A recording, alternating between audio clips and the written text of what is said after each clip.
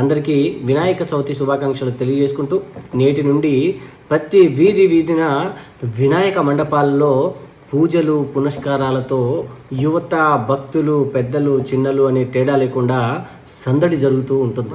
మన సంస్కృతి సాంప్రదాయాలకు ఎలాంటి లోటు లేకుండా మనం మన వినాయక చవితిని చాలా అద్భుతంగా జరపాల్సిన అవసరం ఎంతైనా ఉంది.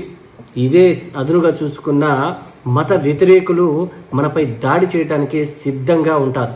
కాబట్టి వాళ్లకు మనం దొరకకుండా మన సంస్కృతి సాంప్రదాయాలను ఆచరిస్తూ వినాయక పండుగను చాలా అద్భుతంగా జరుపుకొని ఎదుటి వాళ్ళ ముక్కున వేలేసుకునేలా మన వినాయక చవితిని జరిపించాల్సిన అవసరం ఉంది. కాబట్టి యువతంతా మేల్కొని మన యొక్క వినాయక చవితిని చాలా అద్భుతంగా జరిపే పనిలో నిమగ్నం అవ్వండి.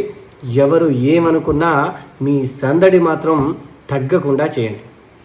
జై గణేష, జై జై గణేష.